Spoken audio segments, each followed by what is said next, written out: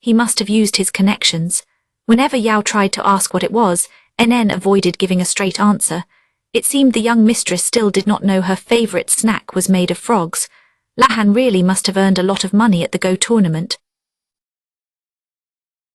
He also seemed to be involved in a business with sweet potatoes, and he had other ventures as well.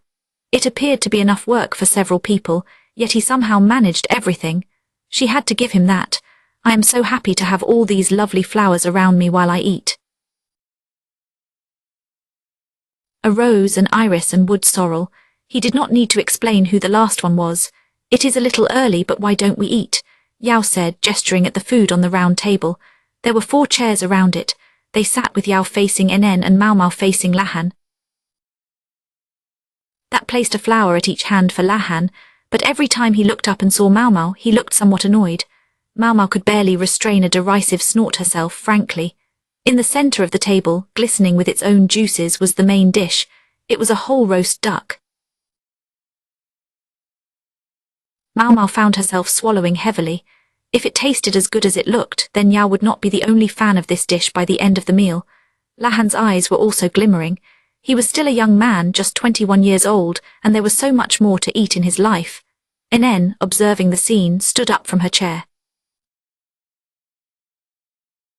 I am going to chop some more vegetables. Maomao, would you help me? Did she think they did not have enough? She looked rather displeased, and well she might be.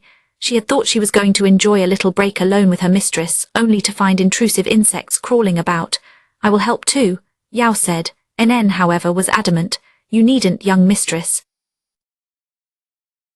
I won't be long. Please eat up before it gets cold. Yao pouted. Despite all her devotion, NN had some strange blind spots when it came to the young mistress's feelings. Perhaps there was such a thing as being too close to see clearly. The vegetables were in the next room in a simple kitchen. Maomao wondered if Liumen had prepared medicines here long ago. She smiled at the thought. Shall we? She said. She started mincing some leeks while NN cooked more flatbread. It did not take long. The fire in the oven had been left burning for heat. Are you sure about leaving Yao with Mr. Tousle glasses? Maomao asked. She simply wanted to be sure. Even if they were just in the next room, they were still a young man and woman alone together. Mr. Tousle glasses would not lay a finger on the young mistress. He would never interfere in her affairs unless he thought a political marriage was being arranged. As long as they are simply going to talk, he is a better conversationalist than the average man. No, I am not concerned. Lahan could be perceptive at the strangest times. Yes, Yao had family members who could cause him real trouble if he did anything unexpected. He also had a servant who could cause even worse trouble. Nothing would happen, not even for a single night though. Still, Maomao was surprised to realize she could have a proper conversation with a young woman. I thought he would bore her to death talking about numbers. Yao would have a hard time contributing to the discussion, but she would try to offer a hum or an aha as best she could. If you don't mind my asking, is something on your mind? Maomao said. NN was too careful to have miscalculated the vegetables. It must be an excuse to speak with Maomao about something. The fact that she waited until Lahan was present meant it was something she didn't want Yao to hear. What's on my mind? I thought there might be something on yours. NN skillfully turned the question back on Maomao as she continued working on the flatbread. Maomao put the leeks on a tray and began working on some daikon. Maomao decided to take the opportunity to clarify something. Yao is really set on standing on her own 2 feet, isn't she? She wants to be one of the assistants in the medical office, but I can't believe that is her final goal. If it was as Maomao imagined, then she absolutely couldn't let Yao see Carter's book. If what my father proposes to teach us goes against your morals or ethics, what would you do? NN put the finished flatbread on a tray and looked at the ceiling. You mean it's that kind of book? I suspect so. The two of them shared an assumption that enabled this conversation. I appreciate your consideration, Maomao, but I will respect the young mistress's opinion. Even though you guided her to it. Maomao studied NN closely. The other woman started baking more bread, as if she didn't know what Maomao meant. My mistress can be quite willful. Once she gets an idea in her head, she will see it through. It does not matter what I say. When she saw the announcement of the new post, she swore she would get herself appointed. She spent every day at her desk studying. NN expertly flipped the bread over with a pair of chopsticks. Maomao thought of herself as a decent cook, but she could not compare to NN. NN was determined to be better than any man, so it must have bothered her when you scored higher on the entrance exam. She was acting unlike herself. Did that mean tripping Maomao and generally harassing her? It was really her followers who had done that, so Maomao didn't hold it against Yao and hardly thought about it anymore. I do feel a little bad about that. Maomao had never expected to score as well as she had. The madam's educational methods were quite powerful. Whether she is related to us or not, why does Yao feel she needs to work so hard? Maomao asked. It was partly because her uncle would constantly try to arrange a marriage for her if she stayed home, but Maomao sensed there was something more to it. It's her mother. She's the reason, NN said after a moment. To Lady Yao, her mother is as good as dead. She often says she disappeared at the same time her father died. Why is that? Maomao asked. She didn't have a lot of empathy on the subject of mothers, but she knew she and Yao had been raised in very different situations. I'm sure you understand what happens to a widow who can't manage her own household. You mean Yao's uncle took over? Yes, but Lady Yao's mother remained head of the household. The wife of the former master of the house remained the wife. Perhaps that meant Yao's mother had married the uncle. It was not uncommon, but it could cause conflicting feelings for a young woman. Resentment or even hatred might be among them. Yao would also have learned that women who could not work had few options. If she simply did as her uncle said, she would end up just like her mother. I see, said Maomao. She could understand why NN did not want Yao to overhear this conversation. She had known it might go somewhere like this and had wisely chosen a change of venue. Maomao put the sliced daikon on a tray. That will do, I think. She wanted to hurry up and eat before everything got cold. Just as NN had predicted, when the two women got back to the living room, Yao and Lahan were engaged in a lively conversation. Our capable NN's cooking is the stuff of rumors, and I hoped I would have a chance to try it. So strangely enough, this turn of events is quite congenial to me, Lahan was saying. Yes, her cooking is wonderful. She could hold her head up anywhere as a chef, and it is nutritious to boot. Maomao wondered where he had heard rumors about NN's cooking. Her question was soon answered. Her older brother's restaurant is very popular, and word is that his little sister is nearly as good as he is. Yes, I think she is every bit as skilled as any head chef, Yao said, the acclaim coming easily to her lips. Maomao remembered hearing that Yao had helped NN's brother, and he became her family's chef. It seemed he had started his own business sometime after that. Was it because of the change in family leadership? If NN's brother had been let go by Yao's uncle, that would explain her dislike of him. I have had the privilege of dining at his restaurant 3 times. Ah, it was a meal to remember every time. 3 times? When did you go? The menu changes every season, right, NN? Yes, he finds the freshest ingredients each month. Talk of NN's brother was enough to get Yao really engaged. She turned the conversation to NN, who joined in. Lahan did not deliver a lecture about numbers and calculations. He turned out to be quite the conversationalist, a fact Maomao did not necessarily like. Instead, she focused on savouring the crispy duck skin.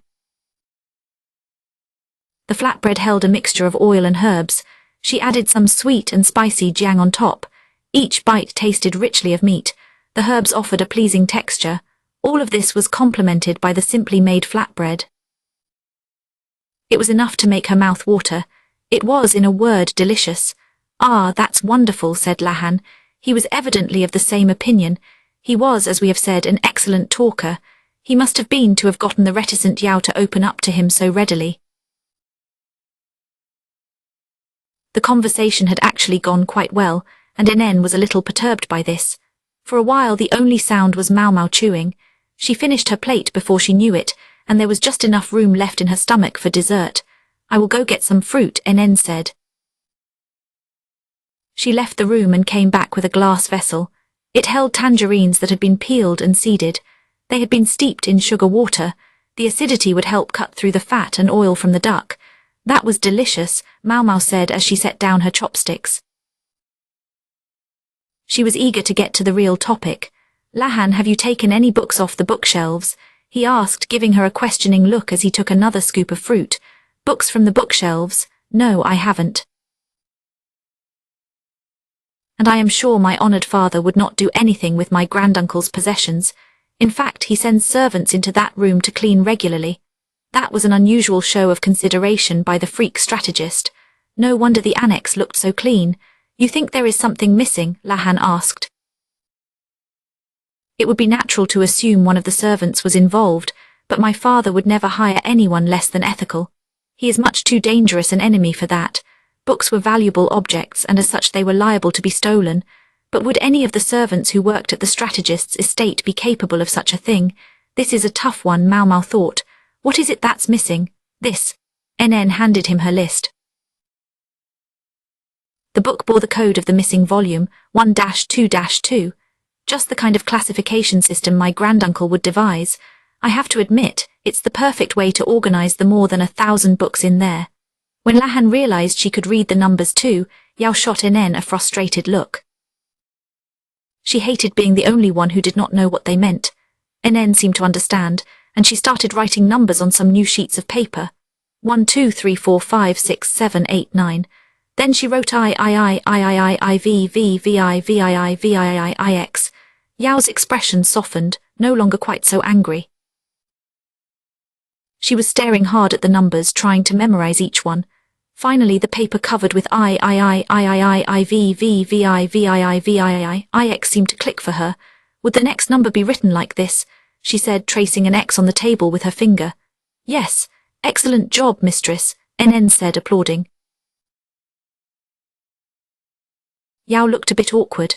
The books were lined up neatly on the shelves, though, Yao said. At least they had been when she and NN had arrived.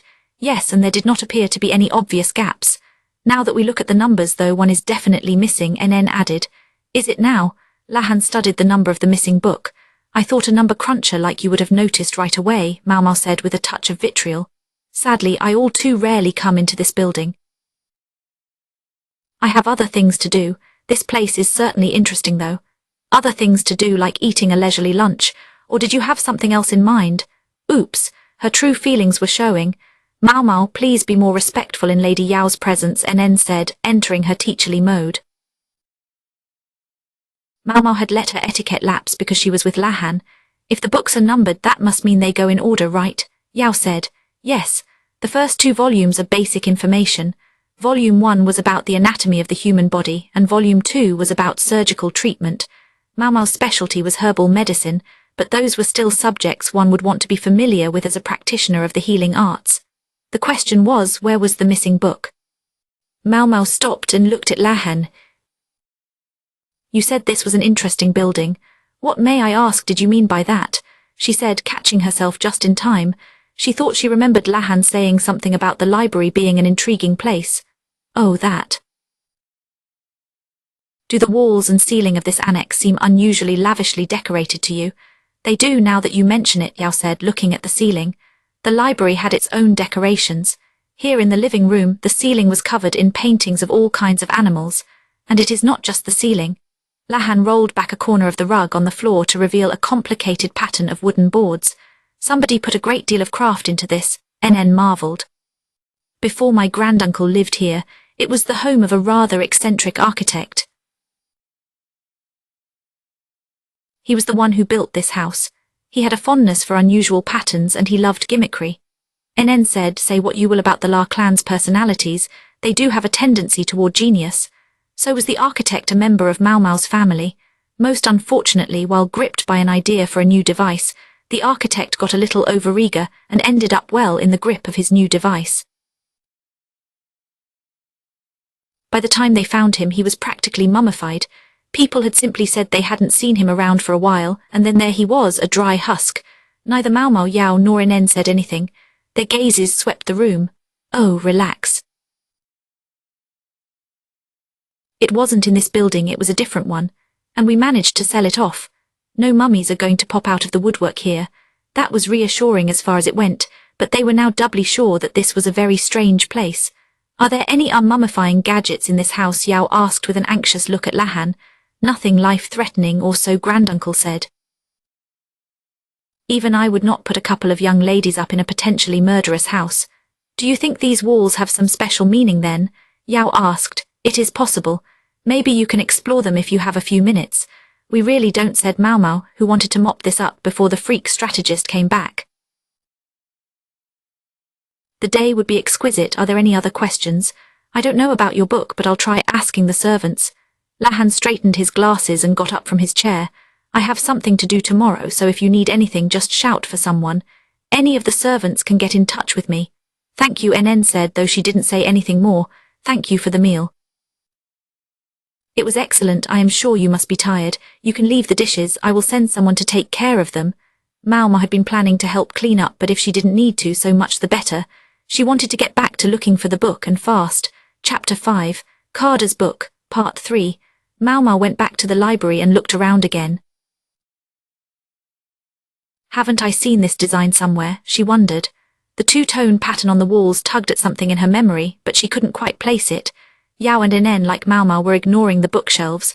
They were looking at the walls and ceiling instead. If what you said is true, Maomao, there's no point checking the shelves, Yao said. She must have told NN what they had talked about, because his servant was studying the walls intently. I can't shake the sense that that wall looks familiar, Maomao said. The pattern was slightly different from those on the other 3 walls, although it was also mostly hidden by the bookshelves. So a book on human anatomy. That was what she surmised the missing volume was, given its number. Her muttering was interrupted by a crash. She looked over in surprise to find Yao flat on her bottom. One of the bookshelves had fallen over. NN paled and rushed over to her. Lady Yao, her mistress, did not seem to be hurt. She got to her feet, patting away dust. Looks like you are all right, Maomao said. But what happened? How did you manage to knock over a bookshelf? Chances were nothing was damaged. The books were sturdy enough, but the shelf was heavy. It would take effort to stand it up again. Yao said, here, look at this. She held out a book with the code 2I. It was the number before the one that was missing. Maomao asked, what about it? Yao said, look at the last page. She opened the book to show them a small circle drawn on the edge of the final page. It was divided in 2. One half was black and the other half was white. Is that a Taiji symbol? Maomao asked. A Taiji symbol is a diagram of the great ultimate. It is sometimes called the yin-yang. Some people think it looks like a black fish and a white fish swimming after each other. It was a common image in fortune-telling. It had a connection to 5 elements theory. This theory was related to medicine, although Maomao, being quite pragmatic, didn't know much about it. But what is it doing there? She asked, looking perplexed. There's another one, NN said. Here, she brought over a book numbered 1-2-3. Here it is written on the first page. Maomao lined the 2 books up and pondered them. And the book we are missing is the one that belongs right between them. That is right. So I had an idea, Yao said, giving the wall a confident smack. I think the missing book is hidden. What makes you say that? Maomao wanted an explanation. NN, however, clapped her hands, her eyes wide. Of course, Lady Yao, you're brilliant. Even NN wouldn't flatter her mistress simply because she was adorable. What was so brilliant about her suggestion? These walls show the 8 trigrams. Yes, that's what I thought, Yao said. The 8 trigrams. Maomao, puzzled, searched her mind. She ate a gram of what? I guess you could try. No, oh, you mean those diagrams, she said. They had something to do with the Taiji, she recalled, but unfortunately she didn't remember what it was. This wasn't her specialty, and her ability to remember things dropped quickly when she wasn't interested in them. At least it explained why the patterns had looked so familiar. My old man did tell me to learn them, but it hadn't seemed as practical as herbal theory, so she mostly ignored them. She barely had an acquaintance with the patterns. She had barely said hello to them. Yes, she knew them. This pattern here, I think it's supposed to be a Yao, said Yao. Yao, Maomao asked. It clearly wasn't the other woman's name, but she was damned if she knew what it was. Don't tell me you don't know about them. Yao looked surprised, but also maybe just a little bit pleased. I'd guess people who know about them are in the minority, Maomao grumbled, feeling a rush of petulance. Now she wished she had paid a little more attention to the subject. Do you recognize this sort of pattern? Yao asked, running her fingers along the walls. There were whitish planks and blackish ones. She touched only the black ones. Unlike the other boards on the wall, which all ran vertically, the ones Yao touched ran horizontally. Trigrams are made up of Yao. These Yao are either a single long line or two short ones. The patterns represent yin and yang, or sometimes hard and soft. Maomao crooked her fingers, counting. With 3 sets of 2 Yao, you could make 8 possible combinations. This is how you get the 8 trigrams. So you knocked over the shelf to be able to see the entire wall. And there was one other thing. Yao peeled up the faded carpet, revealing trigrams underneath it. They matched the ones on the wall. Liu Hemen said the book was somewhere in this room, Maomao remembered.